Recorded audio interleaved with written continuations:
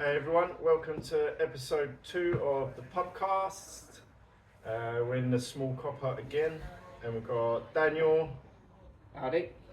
Aaron, Hey. the joyous Aaron, and the jubilant me, Terry Staples. Reason I'm jubilant is it is the day after Spurs won the Europa League trophy. 17 years since our last bit of trophy. 3 major trophies more than Arsenal. Same number of Europa League trophies as Liverpool. I'll leave it there. But yeah, happy days for me, for sure. So if you watched the first episode, make sure to watch it because it's what's it called, like a pre-debate beforehand. Is it a Pre-game debate. pre-game debate beforehand? And now this is the aftermath, I guess. Obviously, he's wearing his Tottenham jersey, so yeah. As Terry said, we're here at the Small Copper in Harlow. Can't thank them enough for letting us be here, film it, our podcast. We are obviously the podcast guys. Again, there's only 3 of us because the other 2 are Elsewhere. politely elsewhere. So yeah. So let's start with Terry. Well, I think we could probably safely say that's probably been A shit game. the worst. I think that's probably the worst game I've watched of football for a long time, but the happiest as well. So, End of the day, winning is winning. That's yes, it. Yeah. we can all agree on that. Yeah. No matter how the game is won, winning is winning.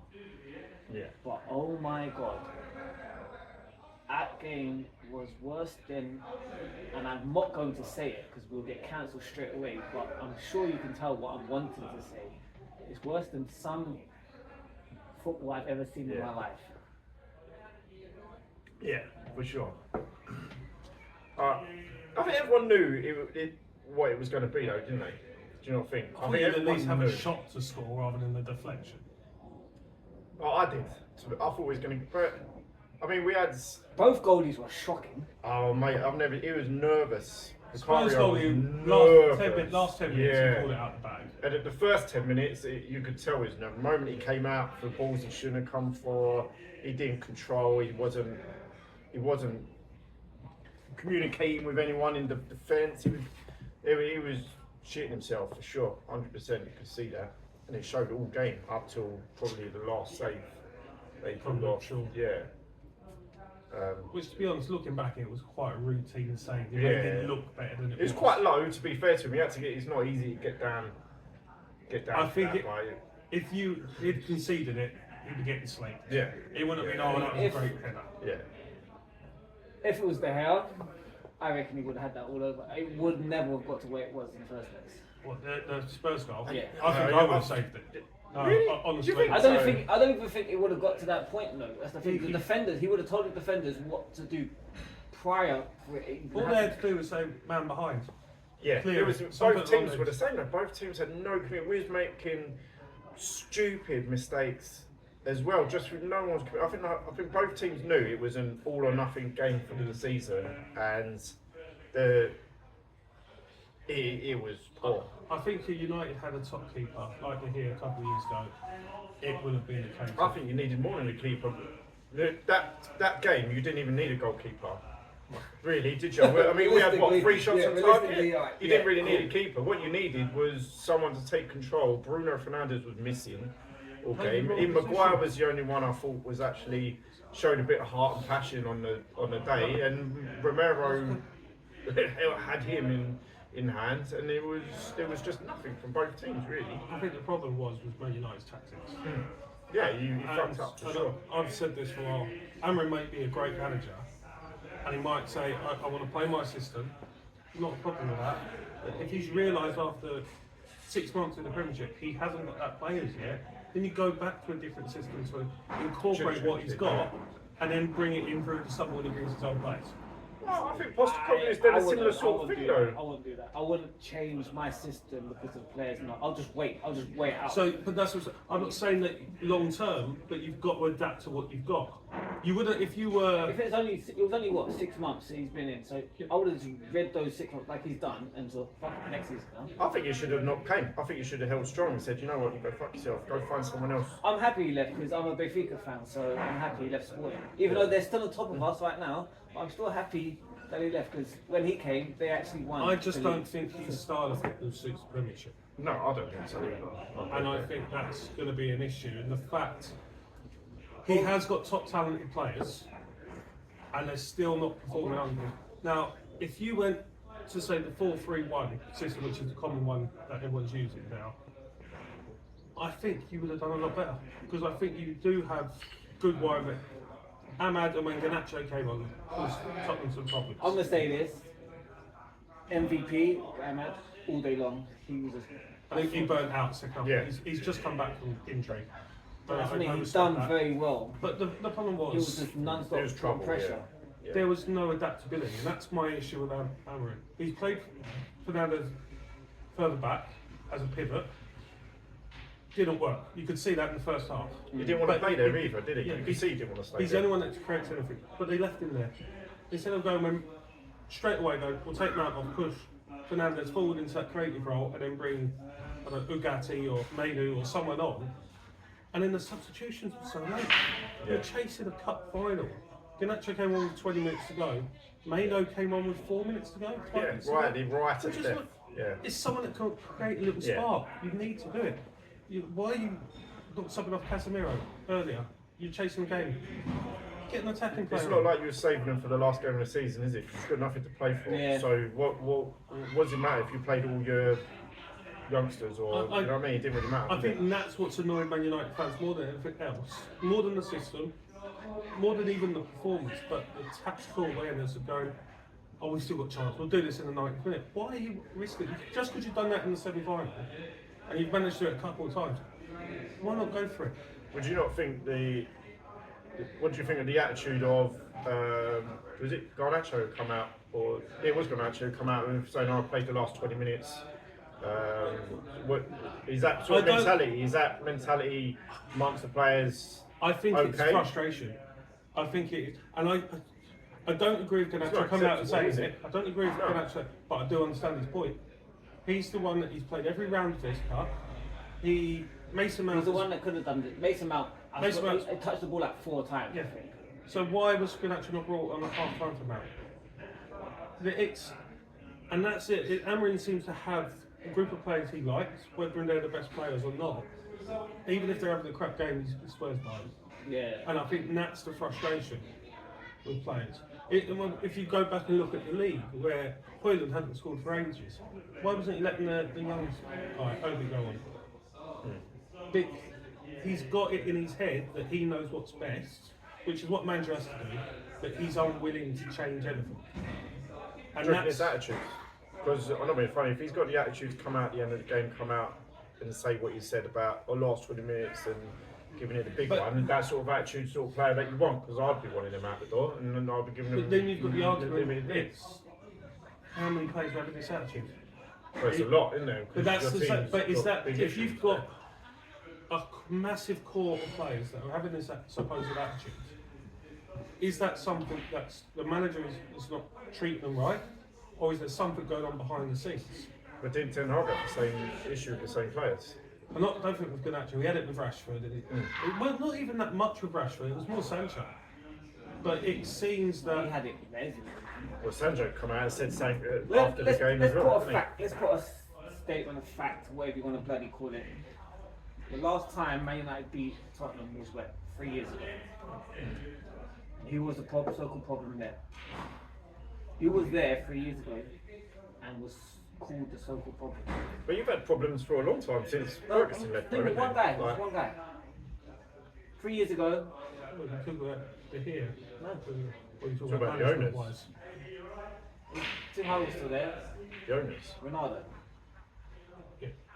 But 3 years ago, they said Ronaldo was the problem. Who's the only player, and that's what the Well, last time Ronaldo Man United beat us by exactly. himself, didn't he? I mean, it wasn't Man Got a United, it hat-trick, was didn't he? Ronaldo. He's got 3 or 4. He's got Three, he's three or got 4 three. on the fucking day, didn't he? And that was the so-called problem he was. That's the last time. That's 3 years is a long time. I don't. In today's football. I think that there's so much pressure going on behind the scenes, and things are not working behind the scenes. I don't agree.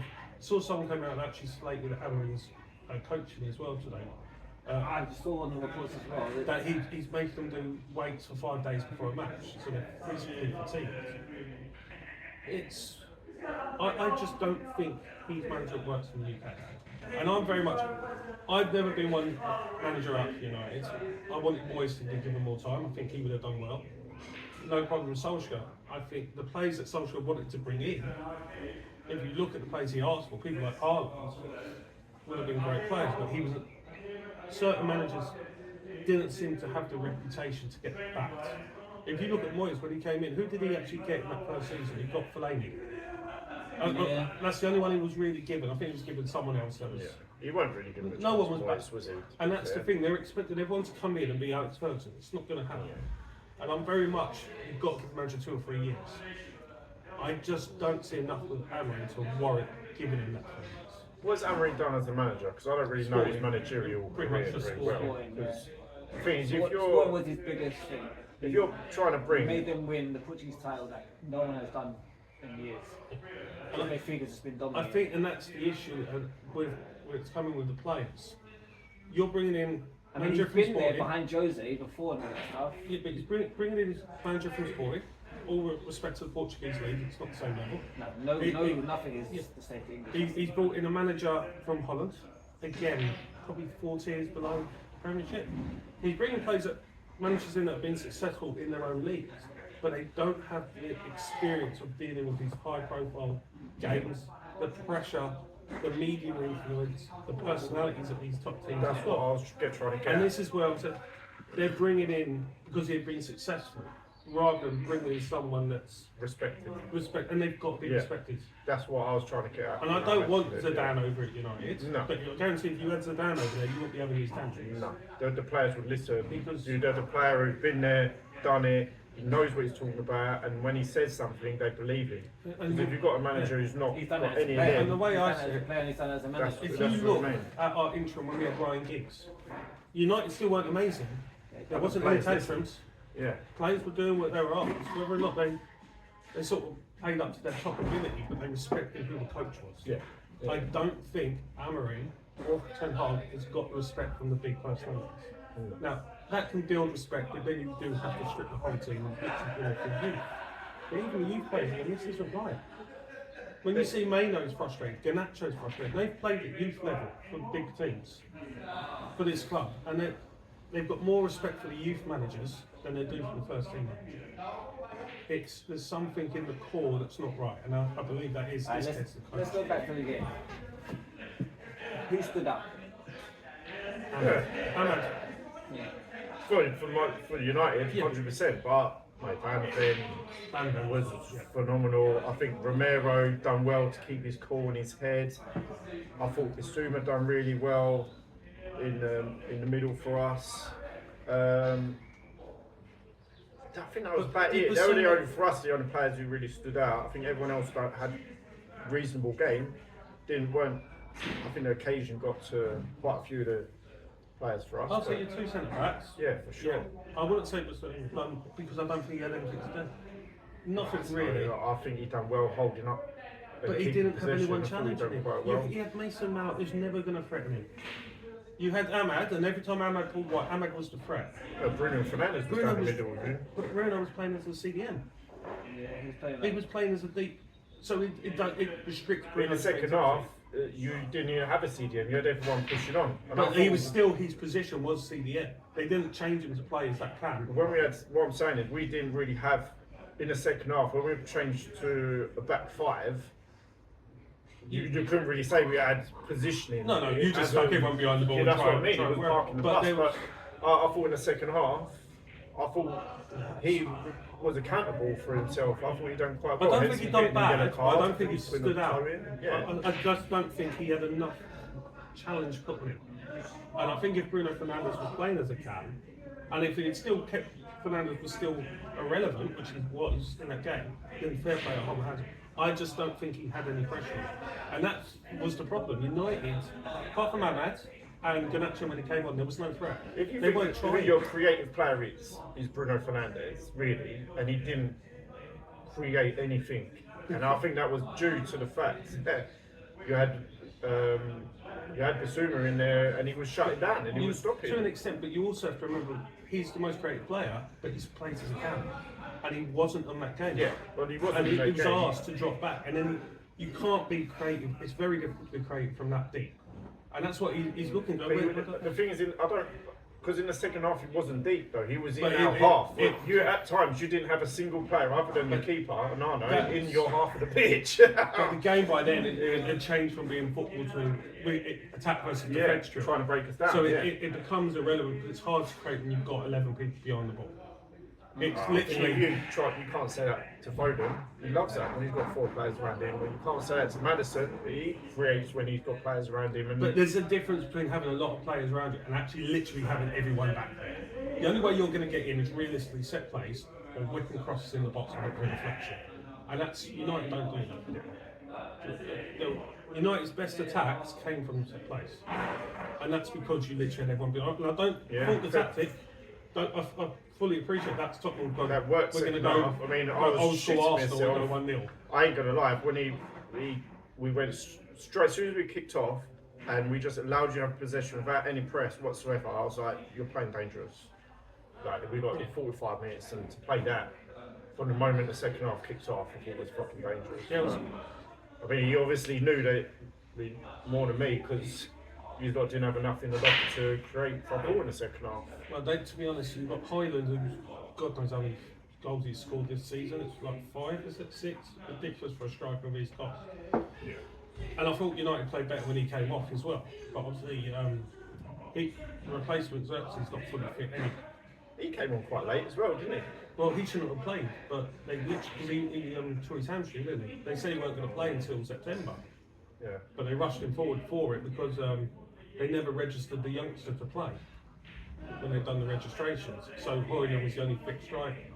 And they could see he wasn't doing From it. this result, obviously you're not really a Man United No. fan, but the debate was these two facing each other. Tottenham, official, Man United, sideline. Obviously, Terry, you're excited, you're happy, I'm sure you was up all night last night. Something like that, yeah, went far off it, yeah. I'm sure the missus didn't get to see you at all. Mate, she was there, don't worry, we was all there. We was all crying. As a supportive Man United fan, how was you? Well, that first, as I said previously, my game's Sunday with Leighton Orient in the playoff final. That's the one I wanted. I was still gutted. I've always had a soft spot for United. I have as well, you know, since they were like the feared team, the Red Devils. To be fair, I've had a soft spot for him because when growing up, That's 'cause I you're never had cable.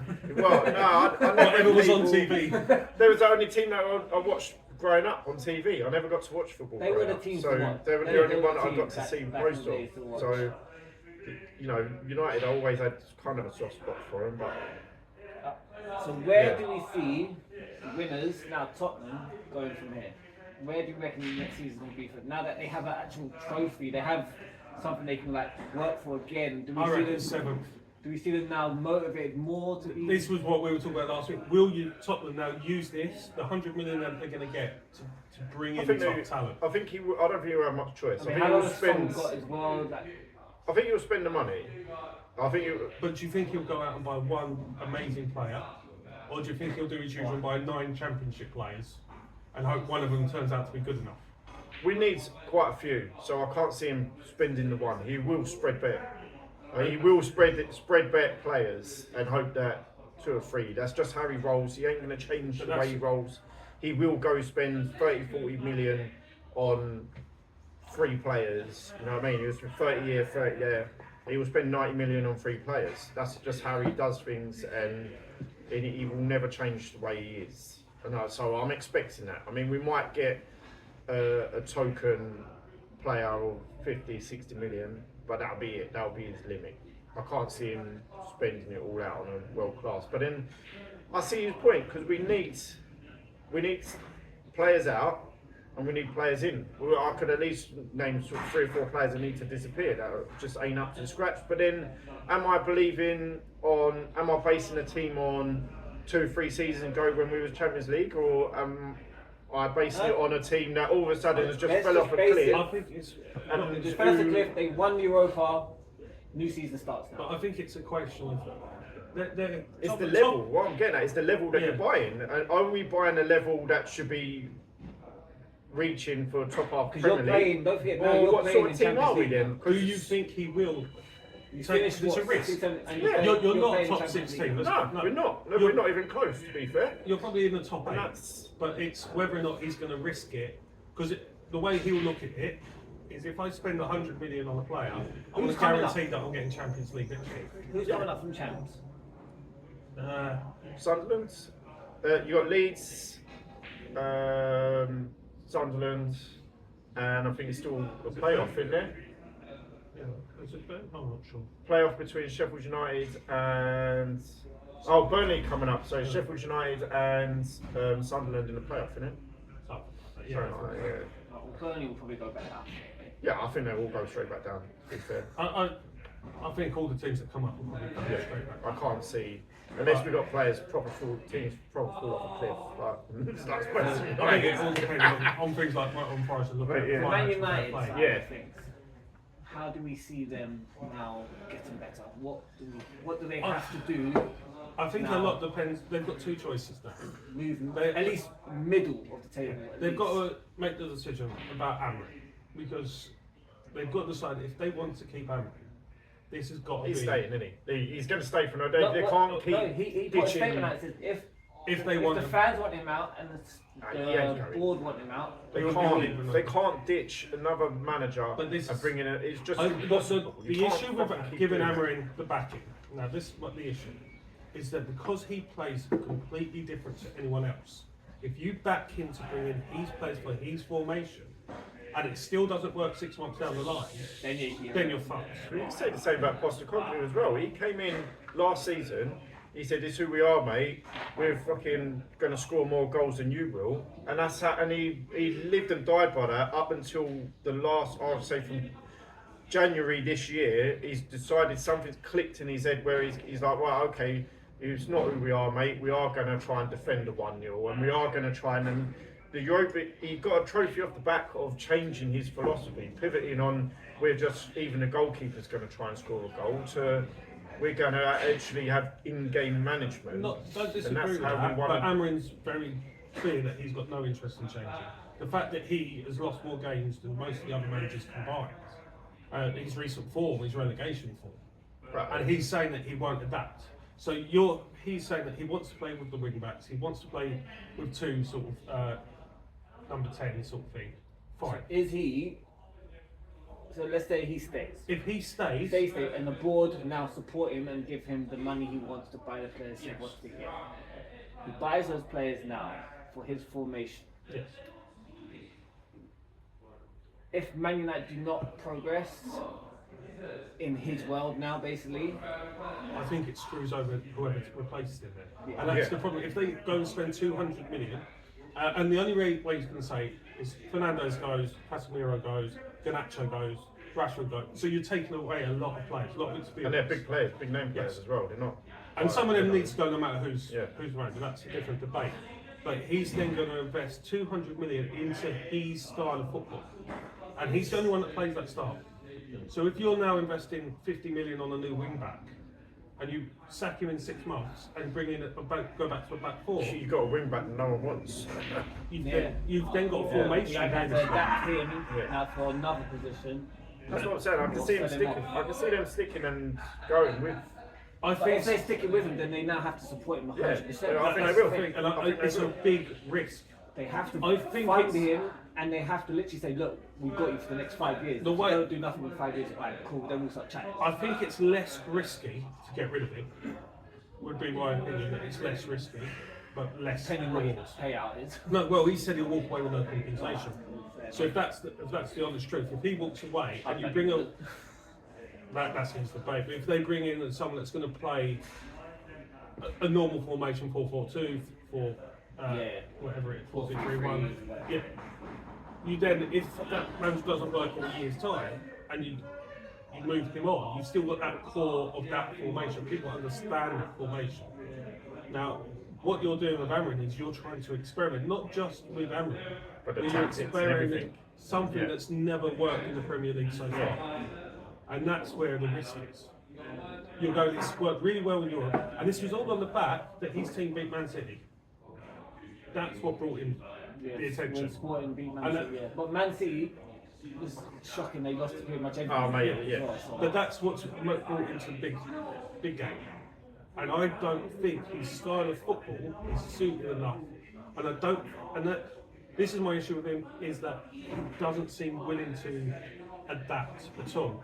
If this doesn't work, that's it. There's no plan. I mean, Do you think he will adapt though? I get why he doesn't want to adapt, because he's only been here 6 months. That's like a caretaker job right now. But do you think do you reckon?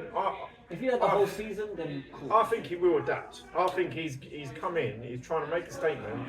He's trying in a way. He's like, it's my way or the highway. See you later.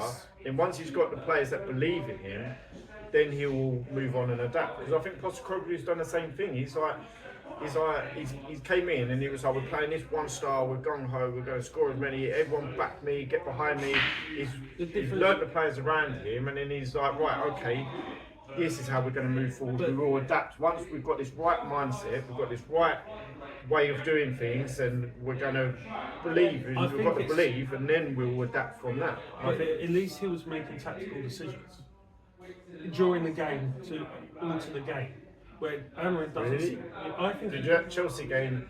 When It's we were always, down to like 9 men, and he was still like. but I understood that. But if you look, as I said, bring a Maino on for 4 minutes when you need a spark. You're in the 82nd minute, and you're chasing the game, and you bring on a right back. It doesn't seem like he's wanting to different. We had spent 85 minutes playing a formation in a cup final that did not work against them. 10 minutes, just say, look, we'll stick. We'll just go all out. Just go free at the back. We'll just go free at the back, 2 at the back. You got to score. Yeah. But he was like, no, we're going to keep it going. And then United going, oh, we're going to have to pass backwards. No one, he's not telling his players, take a risk, get it in the box. All it takes is a. But you don't think sometimes that a manager will make these changes, or even if you had, I don't know who you had at the wing back at the time, even if he said to them to push forward and they weren't listening, we are going to play 3 at the back or 2 at the back. You don't need to push on and is that in essence not even worse? The players are not listening. Is that not in an essence not worse? If the players are not listening to you, do you have that change room? Have the players got that intelligence to understand why you're asking them to do something? No. Do you reckon you might just have players who are not? You say that, but these are all players that have been successful elsewhere, or relatively successful, played at decent. None of these players, other than say Maino, Ganacho and Amat, obviously because they're youngsters, have not played at a decent level, whether that's been in Italy, whether that's been in Spain. They've all played decent level football. So they've got the intelligence to do it. It's either one or two choices. One, Amrin is not trying to change things up and is trusting his system, even when it's blindly obvious to everyone in that stadium it's not working. Or he's trying to change it and people go, no, we're not going to listen to you. Well, either way, that's wrong. we'll have to see for the new season how he gets on. If he gets a whole season under his way, if he gets, because you've got the transfer window coming up. I think they'll keep him. I think it's We'll a see how mistake. it but I goes. think they'll keep him. Tottenham, again, they're going to be in Champions League now, so let's see how they go. Because they're going to have to bring in players as well. Is Postecoglou staying? Because no one actually really knows if he's going to stay, do they? And whether, fans are divided on whether they want to keep him even. Well, at least they let your manager actually have a final this time. Well, yeah, there is that to it. But For you Man United supporters, what do you think? Should you keep the manager? Should you get rid of some players? You get rid of the players and the manager? For Tottenham supporters, that was like 500 of you. that's just in Harlow. What do you reckon you guys are going to do? Now you're in Champions League football. Do you reckon you guys should spend all your money that you just won on one player or 2 players, or spread it out, get multiple players in to try and rebuild for the Champions League. Let us know in the comments, obviously, people that are watching. I think we should wrap it up there, guys, for this one. Yeah, I'm I mean, happy. I'm congratulations celebrating. to Tottenham. I'm getting Well a couple done. of beers in from the back of that. Yeah. Well done to Tottenham, obviously. Cheers to Tottenham. Days, me and my family were crying, and we will carry on crying tomorrow on the open top bus. But yeah, as thank well. you for watching, guys. We've been the podcast, guys. We'll see you in the next one. Peace. Cheers.